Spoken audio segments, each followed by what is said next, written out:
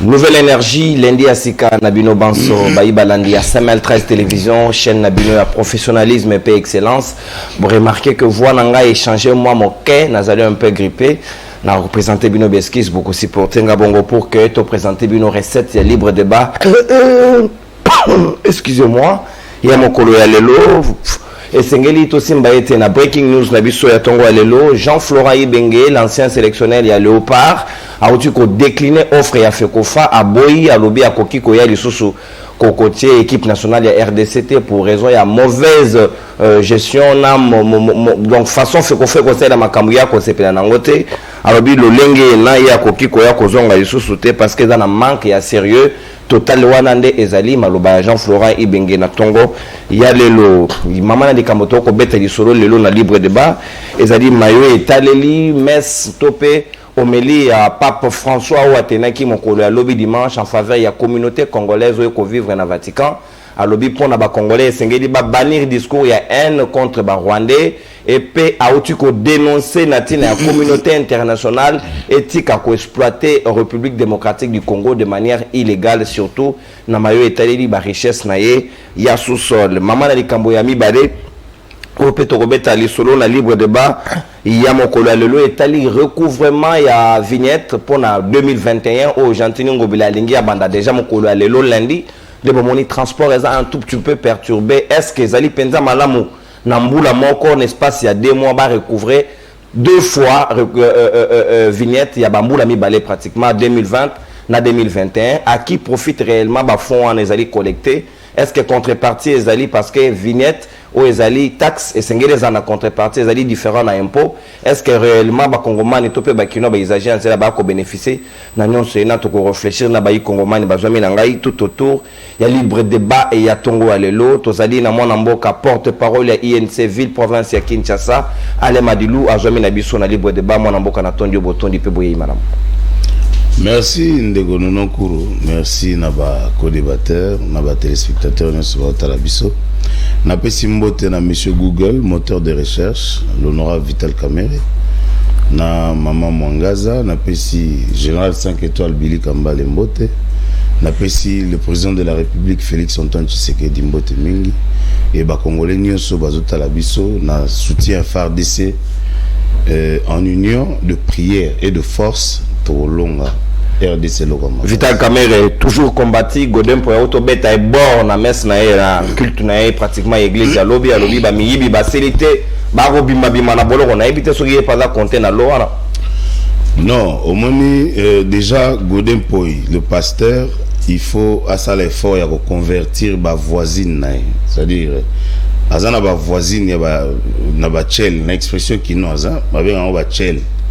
Déjà quand un pasteur ozo ko convertir ba voisine na yote pour ba koma ko sambela soit chez eux et il faut la décision soit ya ko longwa place wana po eza ba incapacité à organiser ba amte alors ko organiser ba amte c'est-à-dire voisinage déjà zo ko changer té par rapport à côté na yo et je pense que lié nzambe a penza place à bateau bazo ko gagner ba amte musala nzambe za faut gagner ba am ce passage au gagner ba amte déjà à niveau wana je pense qu'il fallait changer adresse église donc ba déclaration les ba déclaration au passage ko ça na cherté tout le monde même na basango ezaka soki bazo lobela messe ya moto akufi parti officiel ezaka na cher ezaka parti faut batanga komba mutu ezaka na cher te faut bakita na se donc na cher soki passage comme na niveau au benga batu ba à traiter batu de bande de voleurs biso est-ce que biso to bazoba na bino ça dit to longwe siko na matea to komi na peut-être je sais pas ba intérêt politique or logiquement ils avaient na cher il fallait normalement à banda côté à ba voisine na ba se convertir nan ba côté en église nene to kondima ke bon pasteur Fouane est vraiment ça Yamala. Merci beaucoup Alain Madilou. Tozali pe na mwana mboka Patrick Sahel ou azali analyste indépendant. Mwana mboka na tondi obotondi pe boyi mana mona libre débat. Patrick Sahel. Merci beaucoup pour l'invitation. Et comme bon mon message na biso, c'est un culte. Tout le lundi. Tout le lundi to que tozaka na programme na biso amaté à voyer. Tozaka ya biso pe to pesa kana na bato bazana ndako. Ben voilà, je vais profiter aujourd'hui NCP pour namoni d'abord na pesimbo na ba co-débatteur ngai na moni bato union sacrée baza en face ngai. Je vais réitérer mes condoléances na famille à Juge Nyangi. Juge Nyangi c'est kazali apé manakimia na réitérer ba condoléances famille na libota mobimba. Nzambe apé sabino kimia au République démocratique du Congo to koki kopé sabino te. Puisque ngai lelo ya tongo ezali nazo mituna. C'est une question que je me pose et que je voudrais bien que mon ami Josso en face de moi ait sa réponse à UNC. Alain Madilou. Alain Madilou. Ndenge Awa, la seule personne qui ne va pas bénéficier de l'acquittement ou la seule personne qui n'a pas été acquittée dans l'affaire 100 jours. Et ça, Jugiani. Monsieur Souana Baza acquitté. Sikoyo, $300 au Topesaka RTNC pour la retransmission. Il y a procès 100 jours. $200 au juge Bajoua qui n'a moko. Avocat. Bajoua $200 à chacun. Na premier degré 20 ans.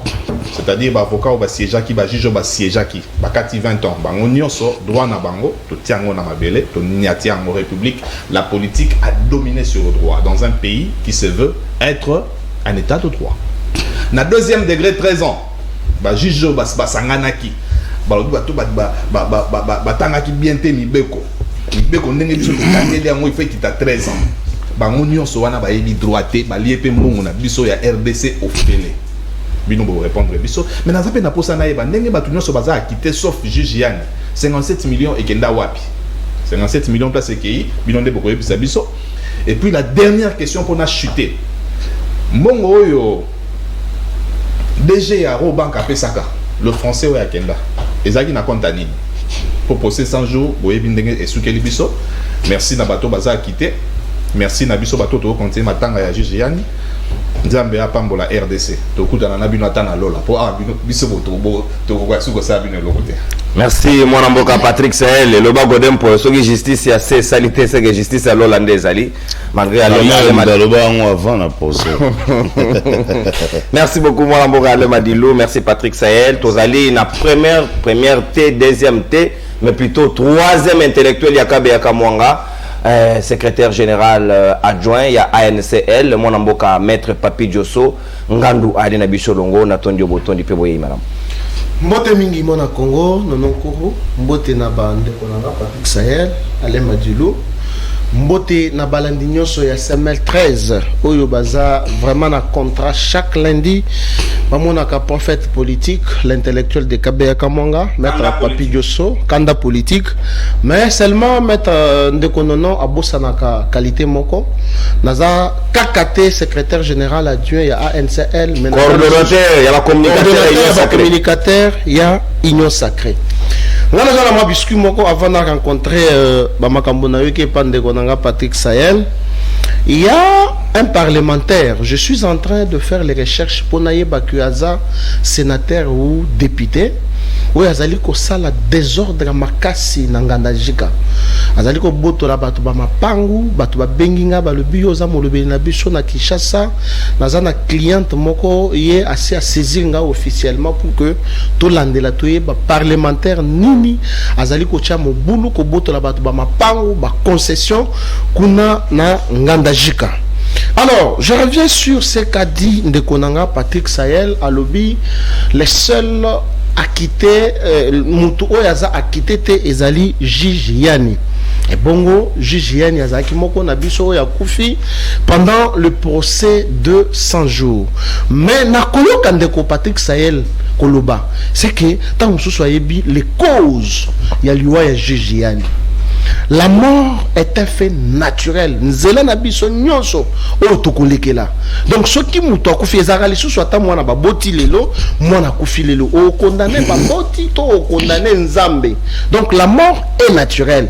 Mais bande wana biso ba komisi biso nyonso tozo compatir na pasi o ekoti na famille ya ndeko na biso jujiani.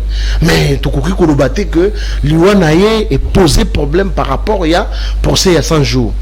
Et donc acquittement ya Vital Kamerhe ezo lakisa à suffisance l'effectivité ya état de droit oyo biso tobandaki koluka na kati ya République démocratique du Congo. Na sina lobeli makambo wana na kozongela ngo lisusu te. Ndeko Patrick Sayel alobi likambo ya 57 millions. Biso nyonso tolandaki dossier ndeko nono bambongo wana eza détourné te. Mbongo ezali ba maison préfabriquée wana, il y a un lot au ezali na kati, je crois Tanzanie ou quelque chose comme ça. Ba port wana. Oui, ba mususu eza déjà awa ba posaki yango mais esilité. Alors, tant qu'on ba que premier décret ba condamné, deuxième décret ba réduit. Mais c'est ça l'état des droits. Total quand même na États-Unis, au moins on a condamné 20 ans plus tard. Les juges parce que les juges que les motifs pour lesquels condamner qui est valable. Mais ce qui est dans le dossier Vital Kamerhe, il n'y a pas de preuve. Or, na droit balobaka, les doutes profitent à l'accusé. Lorsque réunir éléments de preuve. Bon, condamner Vital Kamerhe sur base de quoi? Parce que Vital Kamerhe avait la possibilité d'interjeter appel, ce qui est un droit légal prévu par la Constitution, tant qu'on a premier degré, et que condamner yo. La partie lésée a la possibilité d'interjeter appel dans la cour d'appel. Mais ce qui s'est commis dans la cour d'appel est que la cour d'appel a rendre appel décision. La partie lésée a toujours la possibilité d'interjeter appel dans la cour de cassation. C'est ce qui fut fait dans le dossier Vital Kamerhe. Donc, tout le côté, tout comme ça, dossier à Vital Kamerhe et le là, je ne sais pas moi quoi. Merci. Mais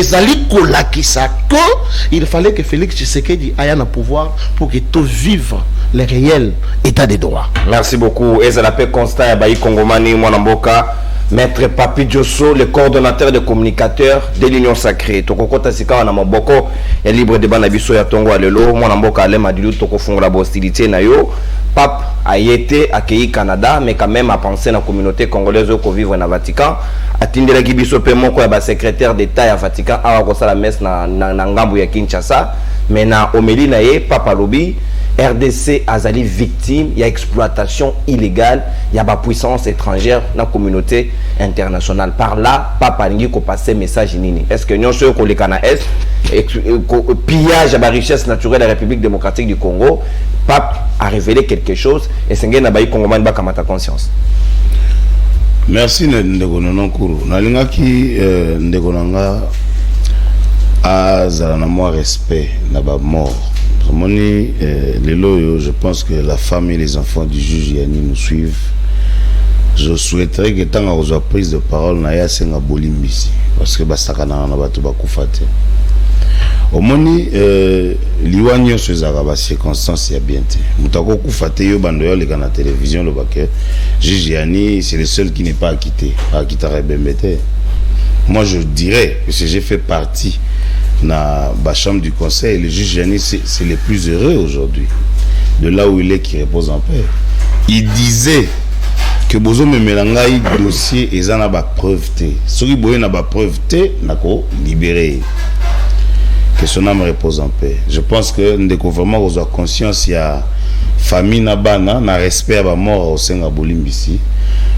Parce que tu vois la télévision, tu es pour Nako. D'abord, je m'étonne qu'il y a d'autres questions. Parce que tout ça, il débatteur, mais il y a eu place. Il y a eu place nos journalistes. Na moni de sociologue, photo Sungaï. Je pense que nous a suffisamment. Patrick Sayel a remis sociologue. Oui, mais parce que au moins, na droit pénal, la loi est de stricte interprétation. C'est comme dans la mathématique, on dit 1 plus 1 égale 2. Au pénal, on ne suppute pas. Au pénal, on ne vient pas supposer. Au pénal, on emmène ça. Il y a un principe en droit qui dit c'est à celui qui allègue les faits d'en apporter les preuves. Tu ne peux pas accuser pour accuser que quelqu'un vienne se défendre. Actori incumbit probation. Voilà. Tu connais Chuloba. Ah ouais, il faut que montée diplomatique n'a pas commis à moi avantage parce que il faut taler la pyramide au total à tout bah chaka les colos drapeau en Angleterre et puis bah elongia pape, ce qui revient à dire que ce qui pape a kota magambia RDC, donc petit à petit ah ouais tout en a posture et bien tout l'anda qui Bintou Keïta na conseil de sécurité, il a évoqué. Je pense que le pouvoir de Kagame est fragile parce que tout le monde a sortie médiatique et oui, avant ça la tête. Comment comprendre? Le logo tout Essengel a s'adressé à la télévision nationale à Bangwa l'occasion du 28e anniversaire. Or, Azara Muto Azara Lobate, mais tant comme Loba, ils ont été Muto Bela. Na maladie longtemps Lobakate, tant à télémi à Sengi Potopoto, à Lié, Bobi à Biki, Bobi Manassoir, Bakufi. C'est-à-dire Tozobang a été pour Tozobang ça. Lelo Omélie à Pape Kokanisa vraiment biso particulièrement. J'ai suivi ça plus de 5 à 10 minutes. Hein, il a parlé de la RDC. Pour n'abuser sa fierté. Parce que tous les neti pays mon babeta kara. Parce que Lelo il faut pas oublier. Monusco a envahi ça biso. Tout le monde a un Monusco, on a un contingent Zali. Mais si on a un Monusco, on a pays combien na Monusco?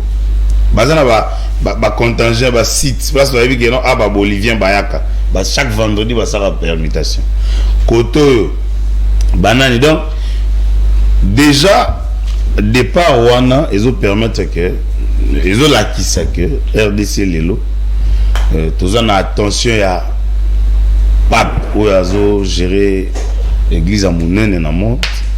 Nous ne pouvons que dire merci.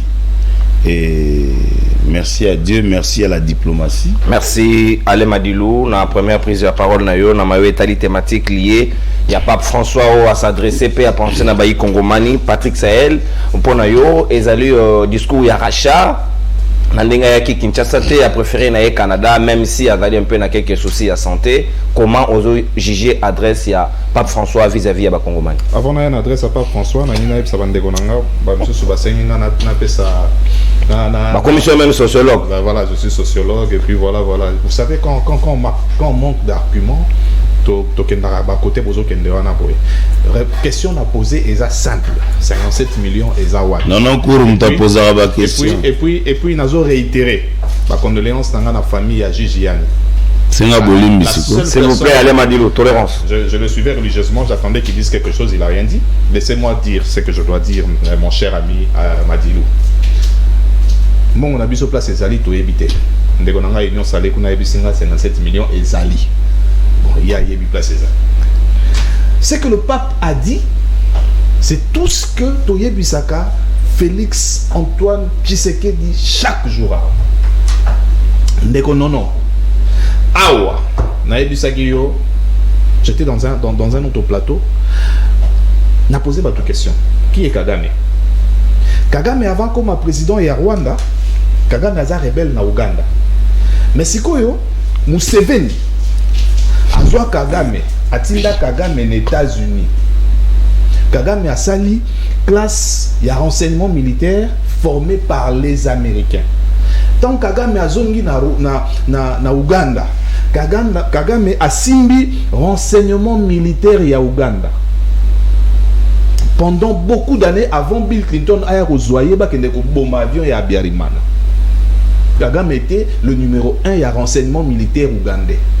C'est-à-dire les gens qui sont dans le renseignement militaire ya Ouganda lelo, c'est les gens que Kagame a formés. Et lui-même Kagame, c'est les Américains qui ont formé Kagame. Est-ce que Félix Tshisekedi Faki c'est la carabiso toi quand il awa que Kagame c'est un pion américain? Chaque jour, hypocrisie de la communauté internationale. Chaque jour ici, moi je venais ici chaque jour dans Zoloba, bateau bazo mais mabiso na makamboyo, ce sont les Américains et les Belges. Déjà que va soutenir Bissoté dans le Conseil de sécurité. Le Conseil de sécurité belge va soutenir Bissoté. Dans le bar chaque jour autant Belgique et Bruxelles les a siège à l'institution et belé à minen et à monde. Qu'est-ce que Félix Tshisekedi doit dire que quand Bissoté le bar avant dans la Bruxelles, avant dans la Belgique. ayebi makambo lobati.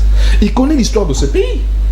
Est-ce qu'il fallait qu'un pape aya kolobango na omeli na ye pour Félix Amonango kilo biso bande kone to lobango chaque jour to comprenant ngo avant pape. Pape c'est quoi yo qui passe ya jewana oyo communauté internationale de sala biso pendant que biso nde toza agressé ba on dit aussi l'embargo na biso. Biso nde toza agressé. Pendant que biso toza agressé, to lingi to sombata ba drone militaire, ba boyi ba teke biso ba drone civil. Ba joso yo to bango chaque jour na ba joso. Au commissariat na hote, oza communicateur ya union salé ya ndengeni. Donc Félix Atala rabinoté makam to lobaka. Mais makam to lobaka yango papa lobit. Si ko tango papa lobi yango, on lati munyere no yawa. Pour le pape d'ailleurs dit. Mais pas que lobango chaque jour là wati. Kagame c'est un pion des Américains. Kagame c'est un monstre créé par les Américains et les Belges. Ndeko nanga toke na sécurité. Ok. Est-ce qu'on dit que la sécurité à Congo, toza ba avion belé qui t'a na Congo et Kiti et Mati, biso to yebite qui peut mataki côté à forêt équatoriale na côté à est. Parce que le Congo est tellement grand que ba tour de contrôle na biso et ça la capacité à contrôler Congo Mobimbate et c'est pas ça à barrele. C'est-à-dire avion monsieur de cause de la soke zoya et comme il a parti où les a permis na est tour de contrôle où les a permis ni wana azana makasi ya ko zwa avion wana te ba se passer relais na tour de contrôle moko ya Uganda ou Burundi to ya Rwanda. Mais c'est quoi? C'est trois pays que je viens de citer ici. Uganda, Burundi, Rwanda. Tellement que Congo est à monene. Na temps normal, ba avion commercial il y a un avion qui survole le territoire congolais. C'est comme un espace autour de contrôle de mécanisme. Lancer en haut, il faut que surveiller l'avion. Mais dans le moment où vous savez combien d'avions qui sont dans l'Est? Combien d'avions qui sont dans la forêt équatoriale? Oh, il y a Monisco, en ça, il y a escorte. Bakiti, Congo, tu yébite Uganda yébi. Après qu'on partage l'information, Congo, tu yébite avion qui dit, et tombe ici minéré. Hélicoptère à Monisco et ça la bango escorte nandenge kiti nandenge mati biso to yebite. Ça c'est pour les minéraux. Et qu'est-ce qui ne peut pas arriver natango à côté la biso batu mabe arabo. Est-ce que bino vraiment boyebi ke mboka en sécurité na mo eza polele ti na niveau wana les gens que Kagame a formés na sécurité na renseignement na Uganda bango nde biso na bango to partager ba renseignement na mutualisation des forces to banda ko ba makambo banda karate. Papa j'espère que Nene Fachi na ba papi Josso na ba Ale Madilu parce qu'ils sont encore sous l'emprise de la colonisation. Au moins aujourd'hui vous allez écouter quelqu'un qui a la peau blanche chaque jour na binoir. Merci mon amboka Patrick Sahel Boniga Royoka Mondele papa François Alobi, c'est vrai, Maître Papi Josso n'a évité pour nous et c'est une communication du déjà entendu, du déjà connu. Est-ce que c'est l'interpellation pour la République démocratique du Congo? N'a pas disposition sur le comment changer le fusil de pôle, la coopération vis-à-vis, il y a pas puissance étrangère au jouer carte Yamala monté pour la RDC.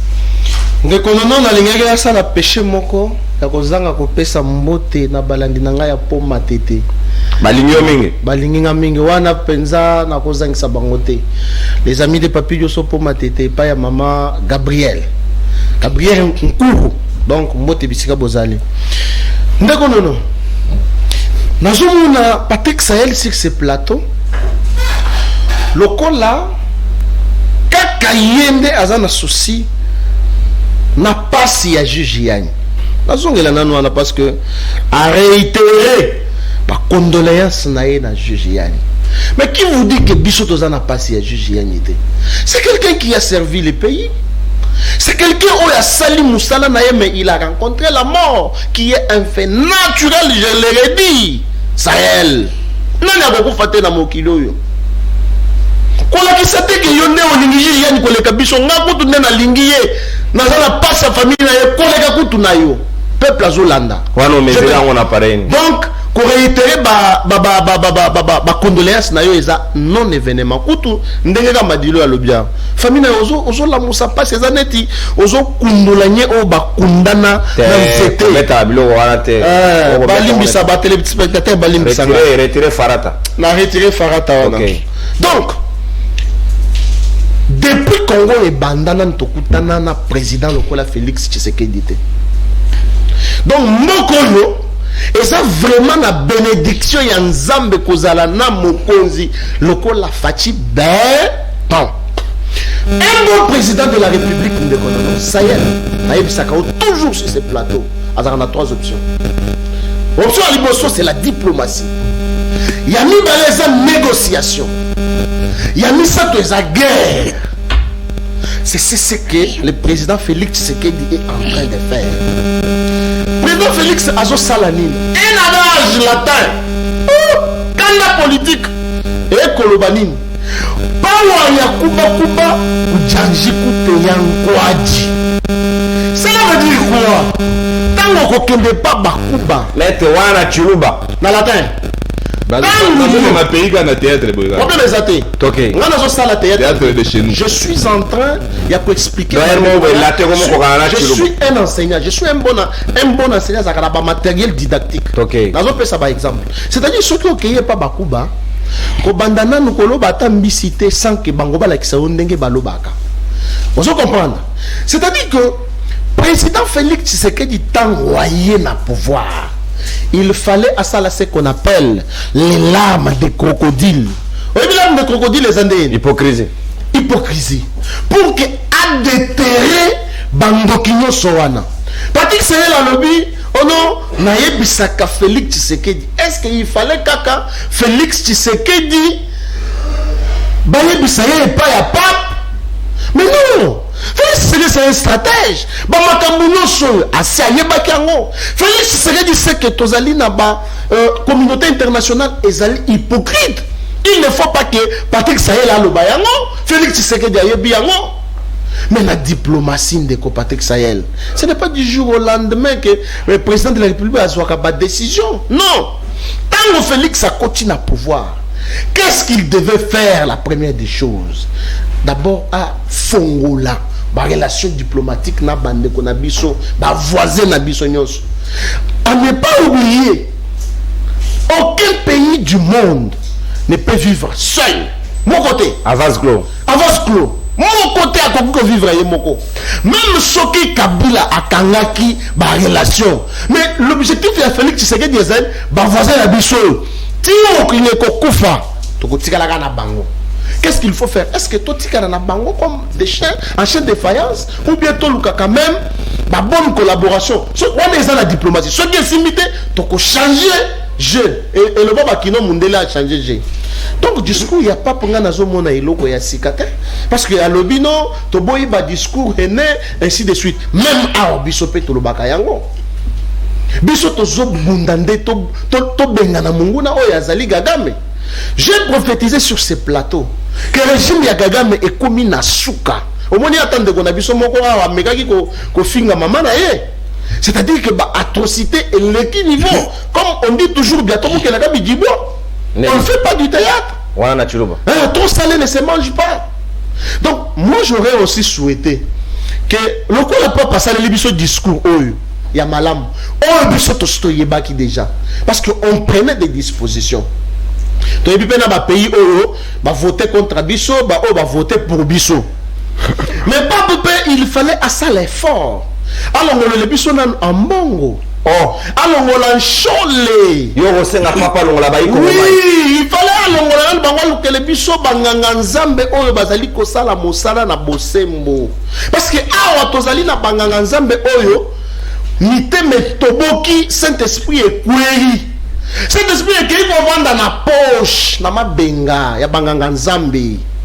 Na tikala komona nganga nzambe te ambongo ou bien chole bake atana ba robondela Congo atana kanyo zali mwana soda bake atana kan ko visiter kaka na ba vivre ko visiter kaka bandimi na tikala mona te. Mais j'ai vu ces prélats catholiques et pas la première dame honoraire. Je ne sais pas combien à joie qui on aurait appris que Bapesaki enveloppe. Accueilli beaucoup. Accueilli invitation normale, papa. Accueilli beaucoup misa. Nalobi accueilli beaucoup misa. Nganga nzambe accueilli beaucoup misa la biso. Biloko yo na ebité ce qui est tonga mindenge nini. Donc Pape discours na yo to yambi yango malamu. Merci. Mais ezali makambo oyo biso to yebaki. Patrick Sahel alobaka miko. Non. Oza yo moko tende ko biso to lobaka yango. Ngai na lobaka yango sur ce même plateau. Ba vidéo. Non. Ba vidéo eza. Non, bato ba par contre bato bazo silkela nde yo. Donc makambo yo papa lobi to yoki parce que azali nganga nzambe monene. Tokoki ko boya yango te conseil ya malamu bazwaka ya mabepe ba rejetaka mais ngai nazali ko sala recommandation et pas ya pape pardon ambongo na chole tout monde a bango le sous-souté. Merci beaucoup papa Yokio parce que toi Rolanda Matina Vatican 513 Haïti na satellite et sengé na yo za la rassurer mais à la paix aux attentes que au occupé aux ba représailles je la occupé pour répondre aux anango mabete bino la réponse na très bien.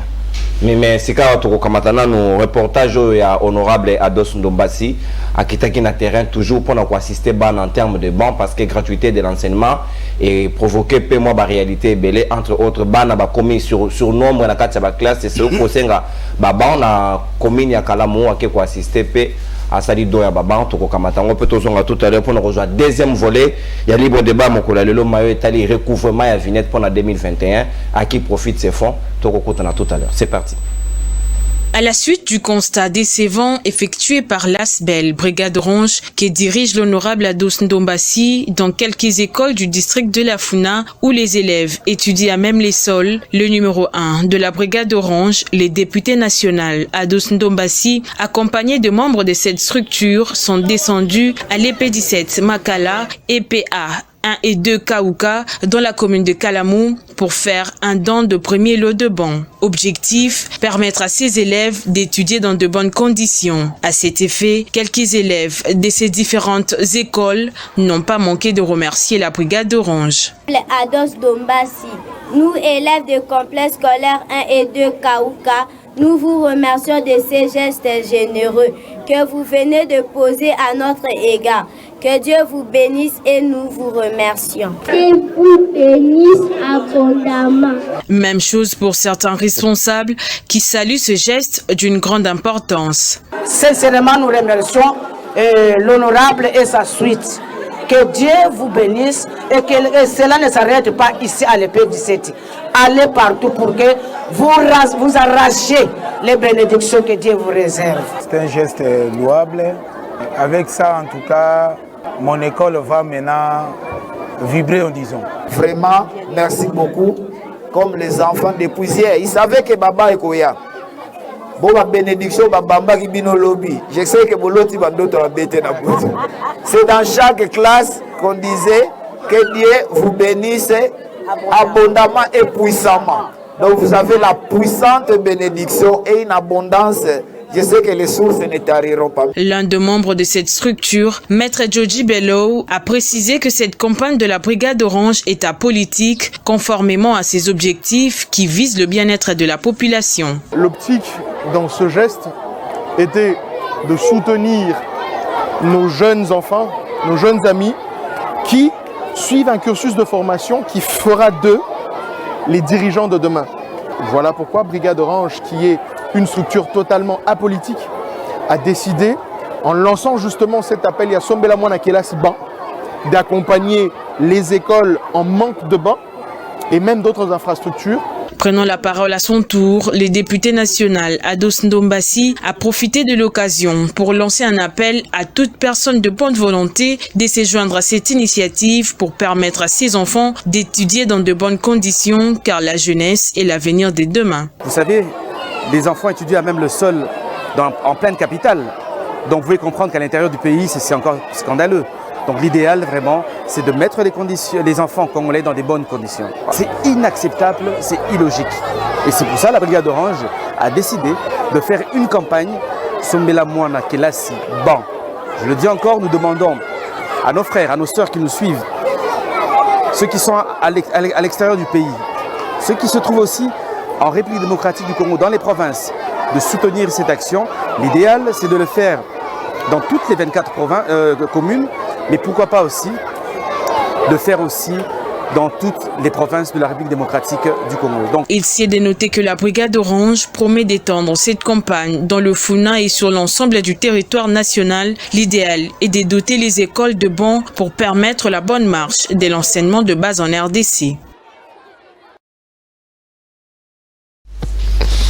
Voilà, félicitations à Dos Ndombasi et Sengeli qui accompagner gratuité de l'enseignement parce que l'éducation a bana ils ont dépendre et apenza motuya mingi makasi tokole kasika na mama na likambo na biso ya mibale ya libre débat recouvrement forcé mokolo alelo déjà transport les a dérangé dans nzela simplement parce que l'hôtel de ville veut à nouveau collecter mayo etali vignette pour la 2021 est-ce que na mbula moko ba ko jouer recouvrement il y a 2 ans durant donc ba ko appuyer Banyongo il y a 2020 na 2021 n'est-ce pas il y a 2 mois pratiquement bakino ba ko lela babilo lengi wana ko seda ba ko sepela nango mingi te yambala yo Patrick Sahel parce que yo zaina dossier mingi penda na mayo etali l'hôtel de ville est-ce que vous allez fier na oyo ko leka na mayo etali vignette na Kinshasa zéro troupé maboulou facilité à quoi réellement bon ya vignette ko servir c'est la phrase là que j'attendais.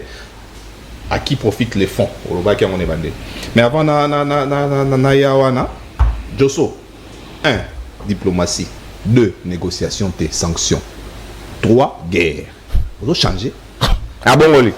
Vous changer pour boza rotengama.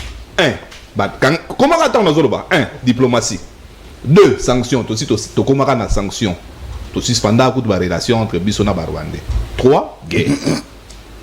OK. Non, il y a mis ça tout le comité. Toi, ce qui est là. À qui profitent les fonds? Argentine est mobilisée. Mais Argentine a mis ici 2 semaines na balabala pour la vignette. Avant, à ça, l'opération est les 28. Ou à Tony Sarah Stade, le roi Wenge. Mouda Wenge. Tant que vous avez concerné na Wenge, 2 semaines na balabala, opération vignette, na opération contrôle technique. Tant que vous avez coquille. Après ça, 10 000 francs à chacun. Na bateau bakenda ekoton de sa stade des martyrs. Avant les 28. Les 28, on a besoin de 10 000 francs. D'ailleurs. Tant que ekoki, opération et Katani. Si vous avez soda, on peut bakengela à côté, parce que lui, il nous a dit que Mongo ya vignette et qu'il n'a pas compte Mongo boye et vandi na compte ya gouvernorat. Mais comment il s'est fait que mon wana vignette 900 millions et monana nanda kuna yekuna ya gouvernorat ba policier peut ba se servir tilelo IGF ayokate c'est à dire que d'ailleurs ici je profite n'obeng ça peut bino ba dekolanga UNC na ba dekolanga union sacrée na ba journaliste tous préparer conférence de presse ça je vais étaler Gentini Ngobila et monsieur de l'IGF Jules Alingeti. J'ai des dossiers de documents. Karamingite, pour le Bélangon na TV. Ndekonangai, ba fond nyonso depuis que Gentini Ngobila na gouvernorat. Aza na tête ya ville province ya Kinshasa. Mon nyonso ekotaka. Nazolo ba oboyeke ville province ya Kinshasa en termes de recettes et l'équipe katanga na yakala. En termes de recettes. Et tout cet argent là et kendaka na poche ya Gentini Ngobila. Nazo na dossier na yonde konanga na poser question mo na poser binote na poser Gentini na ndako. Ba mama o bazali ko kolone na biso nunda na limité. Avant bolongo la bango, ba ko yebisa ba mama boy. Balobi tellement que mi toukelega awa chaque matin midi soir, l'air est pollué. C'est-à-dire maman, moyen boté que la bolo na ndunda awa ezate poso ko boloni ndunda. Batu baye baso mindunda na bino. Ndunda wane ko pesa bango maladi na ndako. Raison balongo la ba maman na à cause ya pollution ya mupepe. Pour na mituke les gars chaque jour. Mais tant que balongo li ba maman, ba ko tia bana et pas Gentini. Gentini tia bana et bandeleza qui parco ba tia wana boye eza pona compte ya gouvernorat. Il y a ville province à Kinshasa. Et aujourd'hui on comprend que mon onyo sur le bandaro bimana par wana eza na poche ya Gentini. Makambo esa la makana kombo ya gouvernement. Il faut toyeba appel d'offre salamaki wapi. Il faut toyeba entreprise nini ezo sala makambo eza na limité place wana. Il faut toyeba pona nini gouvernement Congo tozana mabele na biso tozana place ya Fikine batiaki biloko wana na Fikine te memba yako tiango na limité. Il faut toyeba pona nini soki accident salami place wana ekoboma bana banani et salamaki déjà derrière ekoboma bana banani. Gentini à qui profitent les fonds? Les fonds. il y a vignette, ils ont profité na monsieur Gentini Mbakangobila. Na évité tout yo, ce qu'on a préparé sur ni. Pour le faut malanzelat. Le on a un transport passe, transport les attaques pour na biso ba tozora transport. Donc, yo mon budget on fait ça $100 il y a transport. Oui. Gouverneur a discuté à transport à Bakinoate. Est-ce que pour Misolo et Kota, peut-être que ça pour bon Sabanzela et Ambalo. Peut-être ça pour bon Sabanzela. Et bon 32 millions. 32 millions opération zéro trou, il fallait que ça la 6 mois. L'autre comme il a une année. Josso, Union Sacrée. Oui, ça Gentini Ngobila, 32 millions à bisso, bah contribuable. Pour eux, ça nous contribue. Mais nous sommes beaucoup de pouvoir, beaucoup de la sous-taxe, un peu beaucoup de la thé. Je ne vais pas voir mon bois, ceux qui m'ont on change la chemise dans le de chaque émission. Mais bisso, bah toi, autour, ça la mongo. Moi, on est à bisso, 32 millions et bima, bah pesa Gentini Ngobila, opération zéro trou, avec le fameux ministre de l'infrastructure. Moi, on a bisso et Kewapi. L'autre, comme il a une année, opération, il fallait que ça la 6 mois. Et l'élo abimisi batu ya vignette. Neto sola papa kino ba moni transport de komi passi. Po ba chauffeur na biso ba futa la taxe. Ba yebit ke batu ya vignette fo ba na balabala. Mais mongo wane ko kende wapi? Mongo ekotaka na banque te et vandaka na bureau à Gentini Ngobila. Mais est-ce que vous savez que Gentini Ngobila a envoyé un ministre il y a transport ici depuis 4 ans, depuis 3 ans ou 2 ans, je sais plus. À 500 francs pour ba moto. À ce cas 1000 francs ou 1500 francs de transport, 207 consort. Mon wana pe place kendaka et banité. Na oya le place kende et donc bino boye na mbogo bino bato union salé. Do boye pe naka ndo pesa ka expression no ya latin o lo bala chulu ba wana boye lo soki mungwa esaka nini mungu esaka nini do bino makamu nyoso etali mungwa bino boza na pobo lekisa mungwa. Tant de changer ma chemise. Na mongo na biso a Congo bo kufa. Merci beaucoup Mwana Mboka Patrick Said. Donc bati ga changer ma chemise. Papa yango o mongo a Congo chemise a sika. Asa na partir à Gilles Bavo moi moto éviter à gagner. Vous savez aussi dans ce pays, il faut to banda ko yeba moto ya sali parti politique to yeba a gagner mongo ne wapi asa la gagnini parce qu'on commence à exact to constitution va fuba déclarer même bien avant. Mais tellement. Moto yeba boye Nazar président parti et qu'on a parti ils ont raté parti ils ont implanté gaga na limité bino pe bozat na limité. Merci beaucoup Mwana Mboka Patrick Said le consommé état d'antenne. Au consommé état d'antenne nayo Alain Madilou. C'est vrai bisono stoko rouler moto kananzela mais sengeli peto foot ampako parce que c'est ça aussi culture ya bon citoyen mais peut-être que manière ya ko foot sampako ngonde ko déranger moi moké. Bon, avant de répondre à la question, au moni ndeko Sahel autoloba wa koni ko bangisa ko ko promettre bato liwa na plateau eza quand même dangereux. Ce qui fait que bango fa oza na kashine nga ko ndira na senga kashine. Non, tanga bi ogokufa. To bien so oza kashine te to bi. S'il vous plaît, tolérance. Ogokufa. Ah, dans la procès sans jouer intimidation. Au moni tango dozo ba. Kashine aucun moment la procès sans jouer. S'il vous plaît. Tanga ogokufa na ko comprendre que ndeko nanga lobaki akoza na idée sur ba mort mususu bima na mboko. En tout cas ndeko ko bangisa biso te tolobi déjà peuple congolais boyeba soki lelo likambo komeli ndeko na biso to ngai ndeko Sahel auto promettre biso liwa na plateau. Omoni toza ba congolais ndeko nkuru cash ebi passe à pouvoir. Union Sacrée ils en a battu au baya neti ba maçon yana lo baka cash za fondation bato basimbela ngo poto fondation etongami Union Sacrée zindako mais ba maçon mauvaise foi bakozala parce que tali awa apparemment benemi à pouvoir bazoluka soulèvement populaire parce que RTPC azopé sa message moko RTPC azopé sa message moko que bako ba forfait nyonso faut ba annuler tout ça ba annuler ba forfait internet ba forfait SMS et les forfaits d'appel wana nyonso wana ça dit lelo ba to comment vivre ata bimite za na téléphone na ndako ata bimite internet akoza na on télévision à connecter na télévision mais toi bino bonga ba annuler ba forfait apparemment bolinga bo toucher peuple na makati pour télé mal ba à revendiquer tant boyo na vignette ndeko Ngobila il faut bosana te il faut quand même à la reconnaissance na ba kino parce que bakino ebele de partout bafutaki billet na stade ya Wenge pour bayoka pe animation de Congo Bila. Oh, donc ya moko ya baju na momba fu invité ntanga zo mbela chef Fatia tala wana ba congolais bafutaki pe billet wana pour bake ko découvrir yango na stade de Martyr. Mais manqué ba Ngobila été à décevoir bakinois. So mbongo bango babimisaki po ba ko tala na stade ninga zo yemba Fatia zo boaka cri net lokola fa ba beta biona tutuka luji. Oh, il a été à manquer un rendez-vous. Au lieu que la bakinois mawa, lelo alingi sou bakinois ba misa sou mbongo. Pour ba luka ba somba sou vignette. Vignette tout aux akanango ils 2020. Lelo to na 2022. Actualisation za la raté. Mbongo ngo za la parce que en fait, na économiste c'était mais na ebi ndenge ni économiste wa luka là. C'est économiste a go vanda neti bobo misa soka 2020. Bana to bana 2020 ba collecta ka ba vignette wana. Ti lelo 2022 la ka sota la ngana nango 2020.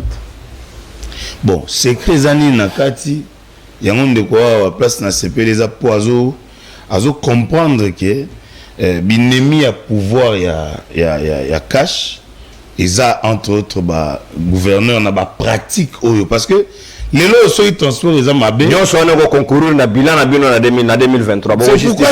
C'est pourquoi j'ai dit les ana ba biloko oyo na lo bano ke ba maçon musa ko za la sali brique na zelo belé pa tonganda ko za union sacrée ona ya bi bona saka brique mbangu kaka on les a 35 briques na sac moko na bisaka 70 briques mais ndako ko ya parti wana mais ba parti a bien zali ba maçon musu ba tonga banda ko 35 briques na sac moko ponda ko télément. C'est-à-dire, ah, tu dois interpeller le gouverneur, tu sais que pouvoir oyo neti biso cash toujours on a passé. Na ebi que le gouverneur na la province mususu na compte ya parti. Na compte ya parti mususu, to yambi batu na union sacrée mais to ebi mitema na bango te. Papa abotaka mwana, abotaka motema te. Alors, awa pouvoir na biso na ville ya Kinshasa to lingi te peuple a lobake ote. Biso transport eza pas suite ya décision argentine oti lelo ezwaka bambonga 2020 ezwaka bambonga 2020 ba ko comptabiliser ngo ndenge nini est-ce que IGF ou agera ba fan l'état akendaka kuna ko tala mais a contrôlera pardon bozaka na 2020 wana eza problème nini eza problème ya imprimerie problème ya ko changer ba chiffre to ici là na noté. Na 2020 2 ans durant vous en 2020 je pense que IGF peut fois kende so ka na souci ya comment on a clair sur la gestion de la ville ah ndeko alobi na talaka jo na moni ba tegela ba moto azana jo na za binana biloko ba machine na bango ticket azo misela bango ticket donc ça sera chaque tongo 500 francs obligatoire ça veut dire que ba contrôler yo tegai autant. Mais ce qui est baso contrôlé pour la bateau il y a devoir explication. Mais il y a ville qui ça faut pas contrôler. Voilà les godins pour essayer son abisso. Non, godin pour y a zola tababilo on a la couleur. Y a arc-en-ciel. Y est logiquement l'Assemblée provinciale devait quota là parce que on a ba ticket na tongo ya 500 francs. Na ba taxi, na ba moto, na ba bus. Gestion ya bambongo wana d'abord tout le monde est clair et puis ko traquer batuti lelo na ba vignette et comment kia o tenir ba policier so va tenir ba soda tout ça et ça désordre or ville il faut la gérer awa to ebike ndeko gentini ngobila azo kabiso il faut être esprit na Kinshasa a panze esprit que non na pena gouverneur mususu na gérer na maindombe pona ba intérêt to bomana ba intérêt to linga mboko. Ça dit comment tu as un moko. Si on peut sur mon espace à pouvoir que le bâtiment n'a pas profité de temps n'angai, pourtant on a l'ongwana l'ougandeni na ozala pepele non. La gestion de la res publica il faut izala na conscience. Tout à l'heure non biso batu. Faut tout comment na histoire. La politique n'est pas rémunératrice, mais la politique elle est compensatoire. En politique on vient pas pour se faire de l'argent non. En politique, on vient pour gérer la cité. Et gérer la cité, ça veut dire que l'histoire, C'est-à-dire le pays ne fait que parler de toi, parce que c'est honneur et d'une rang et puis na service rendu. Tout ça, t'es gars qui te vendent à bon, gouverneur Azana yabi bongana et kopala a muzupa na ben na tambola non. Toi kinois. Merci. Samoninga. Très bien, Adé Madilo. Montabank Samoninga te. Monsieur Ngobila, gouverneur, premier citoyen de la ville, et Sengeli ko travailler pour na bayi Congomani. Soki ba ko futa vignette et Sengeli to geler moi moke. Ko yiko ke nango pata na décembre que ça nango problème te. Au lieu que dans 2 mois, n'est-ce pas, c'est 2 mois, qui n'a pas foutu à 2020 na 2021, c'est quand même de trop. Bah tout le monde va boire, bah va au sommet, bah tout éviter au soukande nini. Mon amboka Papi Diosso. Est-ce que je pose à une mécanisme que tu coquille qu'on revoir, tu repousser même si les taxes c'est vrai, c'est que bah qui n'a pas foutu à un gros mais tu coquille qu'on pousse à un gros peu moins manquer de temps. Bah conducteur au bas qu'on les la babi bah na l'oméate, bah qu'on coince bah on m'a cassé, c'est que bah ticket la bah on mangonga. Aux alliés David Toté. Ndekonono naza au cadre du regroupement politique FPI, Force politique et sociale alliée à l'IDP. Na Laurent Batoumona. Oui, quand même pas Laurent Batoumona, on a Pessimbote. Le péché on a Papi Diosso, la sala ou na salaka, ils ont la vérité. Sotali na régime passé, ils ont qui bazoloba alléluia amen. Tout le monde est soumis. Na maloba ya autorité morale. Mais la politique que moi, Papi Diosso, j'ai amenée dans l'union sacrée, c'est que ce qui est dans l'union sacrée et que au quotidien la vision ya chef de l'État, le peuple d'abord, l'État des droits, au kokutanana coordonnateur ya ba communicateur, ya union sacrée maître Papi Diosso nanzela na yo. Na profiter pe na pesa Vital Kamerhe Mbote parce que tant Zalaki Yambaki pas président de la République, il a dit des choses, quelque chose qui m'a beaucoup salinga bien et qui a profité de micro awa qu'on lançait que non aya mangana ba communicateur pour que tout solo l'ensemble. Alors union sacrée. On a virement communication. Union sacrée Ezali, je suis quand même le coordonnateur. Mon problème c'est OK. Madilo Azawana, je pense qu'il y a comme ça message. Porte-parole à Kinshasa, pas n'importe qui. Donc, union sacrée Ezali désorganisée. Il faut qu'on restructure Yango. C'est-à-dire quoi? Union sacrée Ezali encore la église. Il y a lobby cash. Nazo bakisabamo et dans la église. Na église ma pexaka moto kotate. Même moyibi a kokota na église. Mais il faudra maintenant que le Saint-Esprit a ça là pour que tout dénicher ba miyibi nyoso. Ba bon on l'appelle mitema. Nazali mutu oyo azalaka contre Gentini Ngobila. Wana nazo senga ba communicateur nyoso oyo tozali na bango ya ACP batia mai na bango na vigno parce que c'est le coordonnateur qui parle. Nous avons toujours contre Gentini Ngobila. Tant que nous avons autant de combo ya pasteur Godempoui awa na makambo lobby contre Vital Kamerhe. Je me dis, nous avons salibiso grâce la RDC est le premier pays producteur de pasteurs et de prophètes. Godempoui awa na Kamerhe moyibi mais yemoko 500 000 bungia à la exhibition de montagne. Il a placé moi wana. OK. La RDC est le premier pays producteur de prophètes et pasteurs. Donc, c'est que au Kola Mokapega na Tongo Boyokomi pasteur. Autoproclamé. On s'autoproclamé. Gentini Ngobila comme ici président de l'Assemblée provinciale à Kinshasa, la poche naï. Gentini Ngobila comme ici député provincial, la poche na bango. Malheur à la population quinoise. On a voté par député provincial oyo. Na komona musala bazali ko salate. Monsieur ezalakate. Ce qui peut monsieur ezali. Ministre provincial Mokote akendaka. Gentini Ngobila kendakate.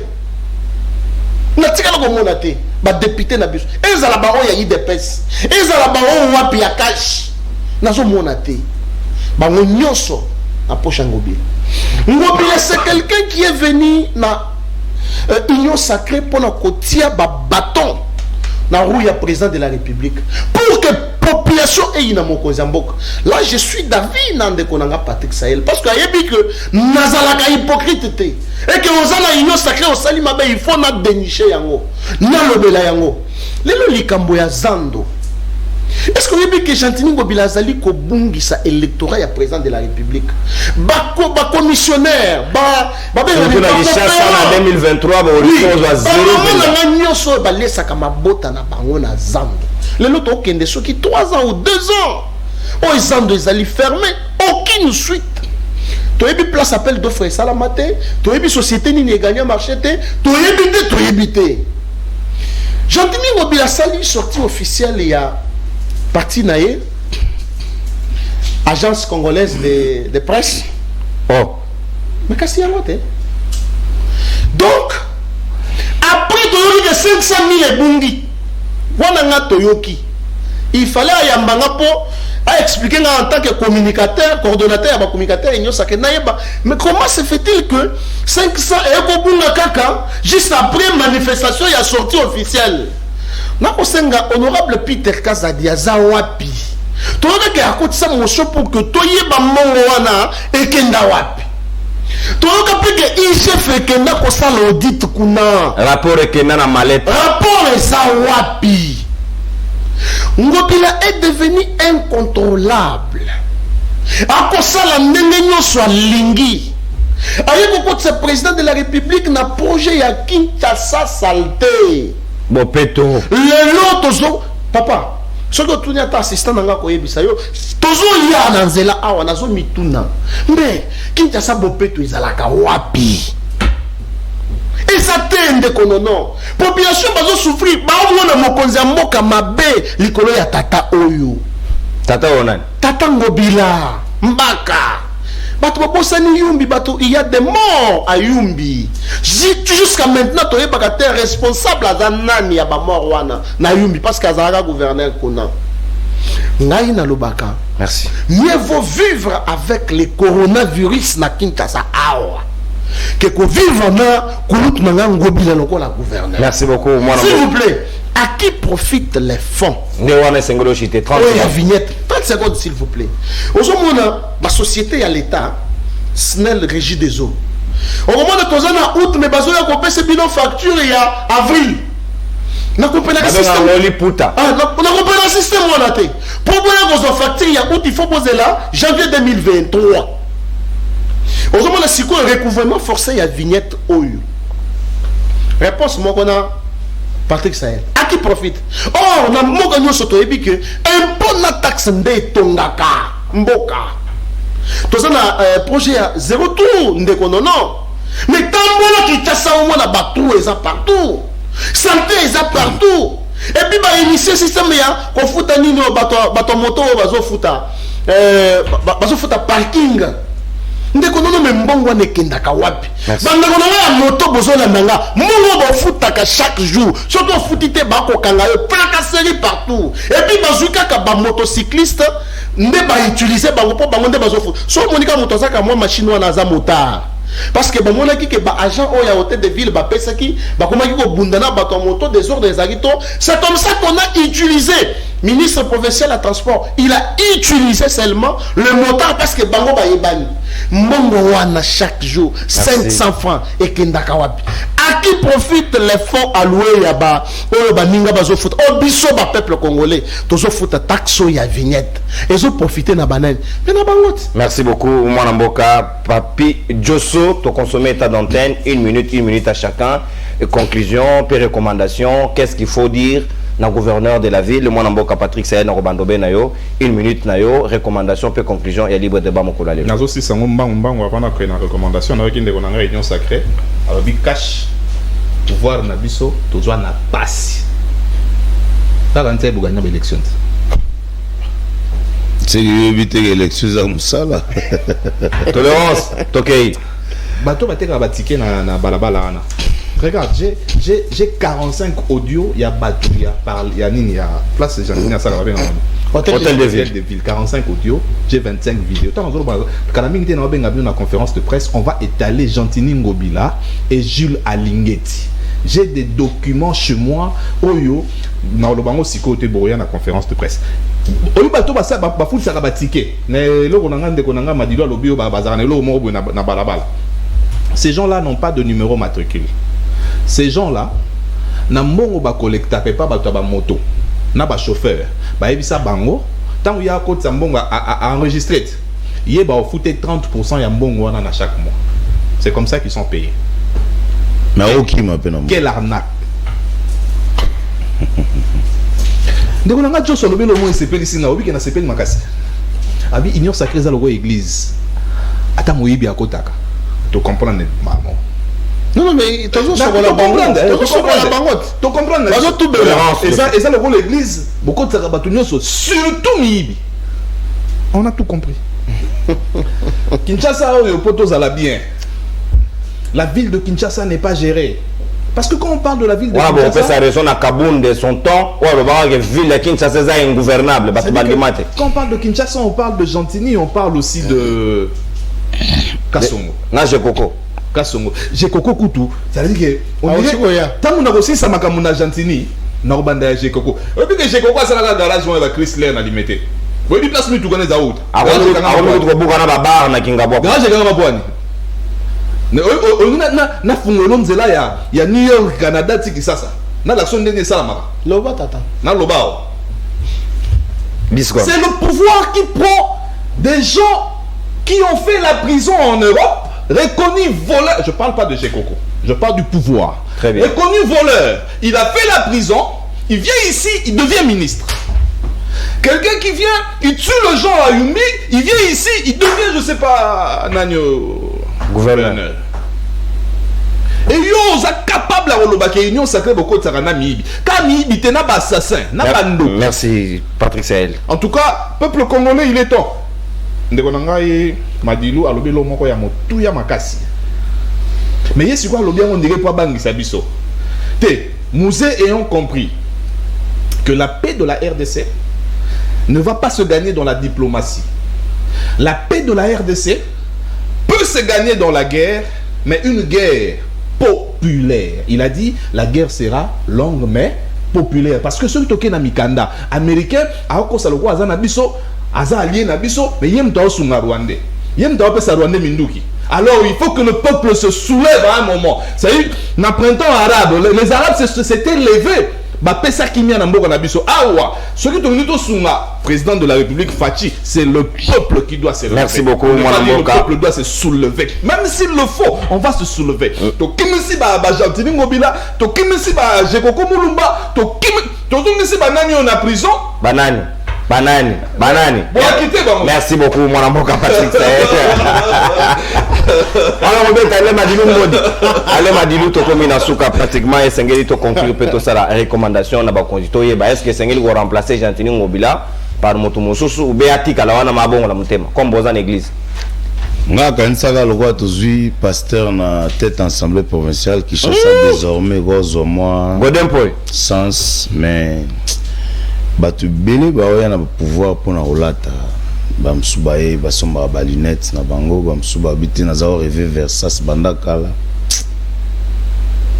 ya moni l'honorable pacificateur à lobby photo meka ko sala effort ko sokola union sacrée parce que ba recommandation ezali lelo ville à Kinshasa il faut tout renforcer nanu ba député provinciaux tout le monde nanu ta ata ya fantaisie et tiraka mokeba ba menace guerre ata ya fantaisie que gouverneur a peut se justifier nanu ayate pona ye a commissi ba député provinciaux de zomona kala ba na beta Nintendo na véranda na collectif ngobila c'est-à-dire bango ba yaka bazui baki ba bendi baki et c'est le peuple de Kinshasa ndazo futa masumu lelo ndeko langa lobi ligambo zando est-ce que obi kinga na assistant na discussion moi ça zo mobile ne faut zomona musala mobile a expliquer nga zo vivre na zando na ko zomona musala te débat pour nini ce que ba foya bongo ze belé na Kinshasa pour dépenser d'abord pour notre bouc à Zandou. Il y a eu des fonds, bah dépenser bon. Pour une bagarre d'intérêt.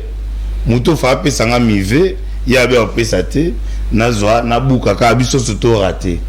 Et ça moté maman bé. Toujours on a histoire à Bible. Maman azara mukolo mwana. Alors baranati ka mwana ngana mona kae. Tous na moté mawana. Que tout le gâteau kabola mwana bobiso soto zanga parce que ngana ba intérêt na ngana on se retrouver. En tout cas ici je pense que c'est la dernière fois que tu as interpellé Gentini Ngobila en tant que gouverneur de la ville. Parce que, Ndegonanga Lobiawa, chef de l'État Lobaki Ango, la responsabilité populaire, Ezalaka. Lelo, tu renseigneras l'histoire. Mboka na biso kaka Kinshasa oyo tomona kaloka bazoba. Tozoka indépendance après match à Vita. C'est-à-dire peuple tant alobaka ke ngai na ozo makamna na maboko. Peuple arazoba te. Faut tala biso na bokebi nyonso.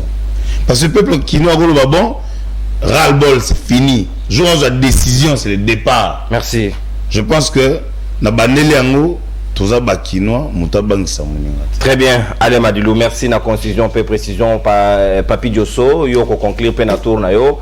Qu'est-ce qu'il faut faire à ce stade? Ba konzi est-ce que ba ko kamata conscience be ba ko sala ki budi ndenge motuka yo tinda bango basa lo lenge balingeli Gentini Ngobila, qu'est-ce qu'il faut faire pour que Vinette ya tour yo esonga quand même bakino?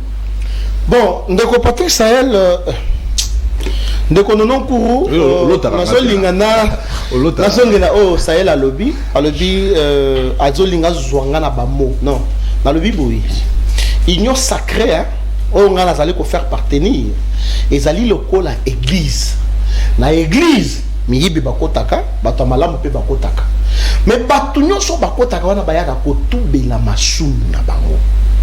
Donc tout le monde a une TV c'est-à-dire Gentini Ngobila na minute oyo tu tubele pas pasteur azo tubela masumu na bango poto délivrer bango non avo foot sa vignette le retour union sacrée président de la République a bengisaki congolais nyonso nde bayaki ozomona siko ko tubela wana tango bazo tubela ko délivrer bango eza ko benga na bango parce que tout le monde que ozalaki na FCC o changer théorie na moyibi na yo zonga na FCC ozalaki détourné zonga ozalaki boy zonga mais mon cher oui que ce qui est pasteur Godem Poi azotika la présidence assemblée provinciale à Kinshasa inexistante donc APK et au Sam Sarate non bana Kinshasa na ko que le bino mawa mais le quoi bochenga na musala pona loba na zoloba tala nde Madilou alobi bandumba bazawana pembe mengoy donc mpoi ateyaka nini puke bato wana babongo la mitema okomi na poche ya Ngobila oyebi nazosukisa na mo oyo na parti nanga ANCL tozo militer pour na régime présidentiel. Surtout dans le régime présidentiel, on dit que le président de la République est moko akolongola Ngobila lokola lianzi. Parce que les députés provinciaux ont voté Peter Kazadi. Ozawapi Mike Mukebayi Ozawapi bino de botela kabiso makele Ozawapi bozotala zando ekokufa mabot lelo place nyonso nazo lekande konono mais Papi Diosso mibenga ka prophète politique tozawapi na zando président Félix Tshisekedi toyembela ye ata Félix ekobosa na tête papa robaki le peuple d'abord mais natuna nenge Félix akendaka na zando bongo pour encourager Ngobila babuka zando akokipe kozonga te mokolo lobasa na fisika te évaluation to komi wa président de la République azana ba responsabilité et belende konangai le problème aussi est entourage ya président de la République ba conseiller na efale ndeba ba sunga mokonzi ya mboka parce que tant mokonzi ya mboka azoko kita sur terrain ba conseiller il faut boza na carnet ata je me suis soufflé na lito mokonzi meto kitaka na zando meto mona Ngobila zaka ka tetu ba kina wa benga ka techi. Oh merci beaucoup Papi Diosso, merci. Baju Mokonzi Mboka ba memi inde tina marché à liberté a inauguré pavillon ya Wezi président de la République. 2,5 s'il vous plaît, en tout cas il y a qui sont ba conseiller lolenge oyo tolingi te za ki tokote honorer Congo te Mokonzi ya na babiloko eza ba député provinciaux s'il vous plaît lelo na yeli bango. Peter Kazadi Mike Mukebayi baza merci beaucoup mususu nani mwana Léon Mbalemba nani Junior Mbalemba wapi mabete ile ngasa oya komi na nini oyo akomi na seni nani comment il s'appelle Azar recteur ya université William Bout Roger Bimwala merci